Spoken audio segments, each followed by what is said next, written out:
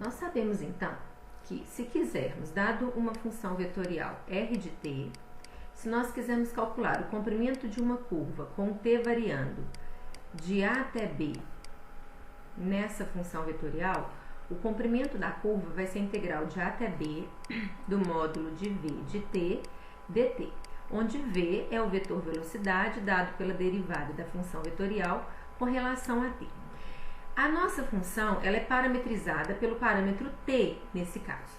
A gente pode criar agora um novo parâmetro chamado parâmetro comprimento de arco. Então, o parâmetro comprimento de arco ele vai utilizar a fórmula do comprimento de arco para ser definido. Então, o parâmetro, como está aqui, ó, comprimento de arco, ele vai ser um S de t, ele também vai depender do t, e aí vai ser essa mesma integral. Como ele é S de t, uma das variações da integral vai ser t, e aqui vai ser um valor fixo, geralmente é zero, mas no primeiro momento eu vou chamar de t0, de v de t dt. Para não fazer confusão do t, dos limites de integração que define o parâmetro comprimento de arco, eu vou chamar isso aqui de tal. Então, vai ser o v de tal, de tal, ok? Porque na hora que a gente integra, a variável que está aqui some para dar lugar aos limites de integração. Então, essa seria a definição do parâmetro comprimento de arco. Vamos reparametrizar a nossa curva anterior, dada no exemplo, pelo parâmetro comprimento de arco, começando do t igual a zero. Na curva anterior, do vídeo anterior, cosseno de t, seno de t e t, nós vimos que o módulo de v é raiz de 2.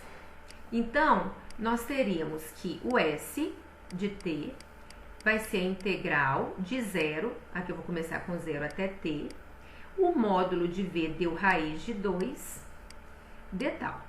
Fazendo essa integral aqui, nós vamos achar que o parâmetro comprimento de arco vai ser raiz de 2t. Então, nós teríamos que S, que realmente é uma S de t, vai ser igual a raiz de 2t, ou seja, t é igual a S sobre raiz de 2. Então, a nossa função vetorial reparametrizada pelo comprimento de arco, pelo parâmetro comprimento de arco S, vai passar a ser R de S igual a cosseno, em vez de cosseno t, vai ser cosseno de S sobre raiz de 2, seno de S sobre raiz de 2, e no lugar de t, a gente coloca S sobre raiz de 2. Por que essa parametrização? O que vai acontecer agora? O interessante dessa parametrização é que, quando a gente pergunta quem é o vetor tangente dela, quem seria o v, olha o que vai acontecer.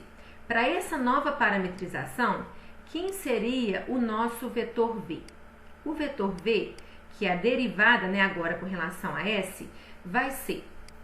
Então, na hora que eu derivo o cosseno, fica menos seno, né? Então, e aí, pela regra da cadeia, vai ficar menos 1 sobre raiz de 2, seno de S sobre raiz de 2, vai ficar aqui na outra coordenada 1 sobre raiz de 2, cosseno de S sobre raiz de 2, e aqui a derivada vai ficar 1 sobre raiz de 2. Deixa eu apagar a parte de cima ali, para a gente continuar.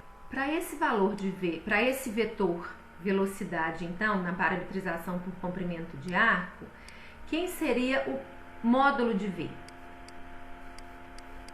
Vai ser, então, raiz quadrada de cada coordenada dessa ao quadrado.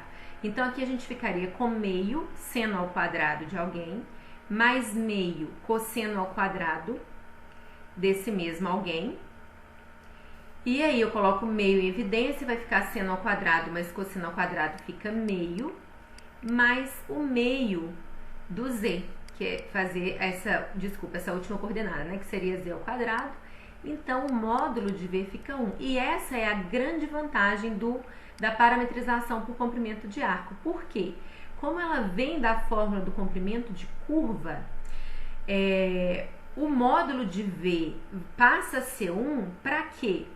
Quando eu variar o comprimento de arco, quando eu variar o parâmetro comprimento de arco, o S vai me dar exatamente a variação do comprimento na curva. Como assim? Se eu estou parametrizada pelo comprimento de arco, por S, então, beleza, pega lá, eu estou parametrizada por uma função vetorial R, está parametrizada por comprimento de arco S, e eu falo, olha, o S, ele varia de 2 até 7.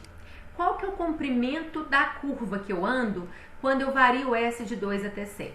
Pela fórmula de comprimento, isso seria a integral de 2 até 7 do módulo de V ds. Não é isso? Porque eu estou parametrizado por S. E aí a gente sabe que na parametrização por comprimento de arco, o módulo do vetor velocidade é 1. Então isso ficaria integral de 2 até 7 de 1 ds. E aí seria S, com S variando de 7 até 2, isso daria então 5, que é exatamente a variação do S. De 2 até 7 eu andei 5 unidades. Então, a parametrização por comprimento de arco, ela me faz analisar a função vetorial da forma com que eu ando sobre a curva.